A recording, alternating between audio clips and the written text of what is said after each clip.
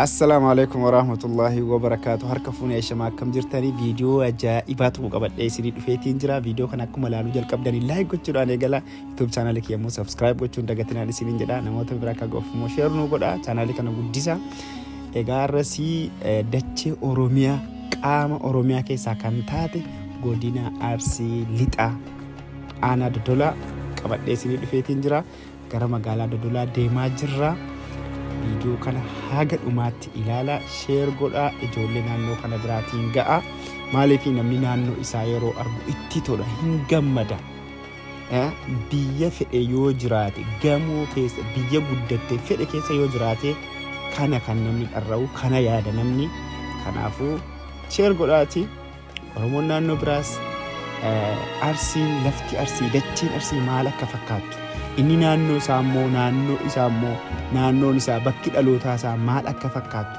akka arguu fi share gochuudhaan nu bira dhaabbadhaa isiniin jenna.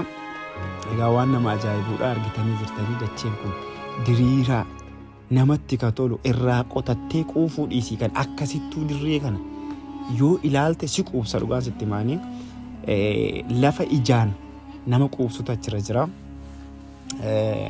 Kanaaf karaan xiqqoo bakka kanatti ciccita jira.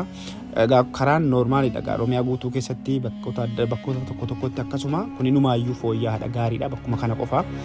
So kanaaf amma gara magaalaatti gara magaalaa Dodolaa seenuudha adeemna.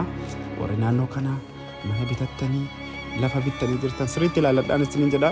Reettiin fa'aa reettii oolaa fa'aa bajaajii obboleessa keessanii fa'aa bittan fa'aa garuu warri arsee kun gaarii warri arsee kun baay'een jiraayessa jiranii karaa Ameerikaa kana jijjiiranii waan akka bajaajii kan osoo hin taane sun gurguddaa kana bittan beekaa. Walumaa galattuu qoosquufiin jedhanii kunuudha magaalaan Dodolaa kana fakkaatti ammallee daarii dhumarra jirra.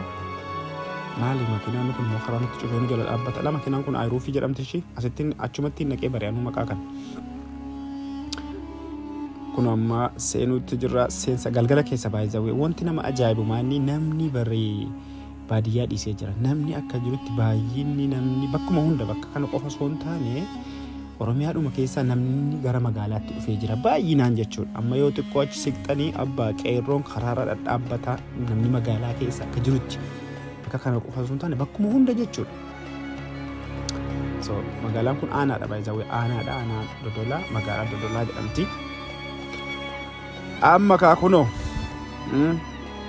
amma kaa warri asitti dhalattan dacheen isinitti tolti malee maaluma gammaddanii nin beeka nin gammaddaniituma immoo wanti nama ajaa'ibu nam tokko waan argetti ittuma gammadee ka'e laayik illee osoo hin tuqin osoo chaanaal illee sabskiraayib hin godhin yoo tiiktook ta'e osoo foloo hin godhin yoo maasii maqaan sii daggalli siin tokko yoo feesbuukii ta'e osoo laayik maal qabame mee maaliif sukkaara 50 nagalchitan isin sukkaara 50 isaa 100 nama gala lakka akka jedhan wantani bakka biraatti argine fa maalina sitti arge ila kuno gaarii kana fayyada sitti arge dhugaa gaarii bakka biraatti nagarreeyanii gaarii fayyada sitti arge baay'ee natti tole kana fakkaatti zaamaa jira gaa zaamaa obsa agadumaan laalawaa hundaafu bakka biraa immoo keessoo bakka hunda isinitti agarsiisna. Chaanaaluma kanarratti eeggadhaan isiniin jedha. Kun olka qeerroon abbaate karaarra ani bade guutuusi yoo barbaadan ammas irra deebitanii chaanaaluma kanarratti eeggadhaa isiniin jedha. Galatoomaadha ulfaadhaadha thank you.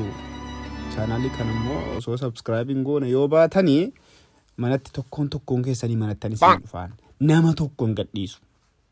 Sinin gadhiisu. Dhumatti akkas yeroo gaarii qabaadha ulfaadha.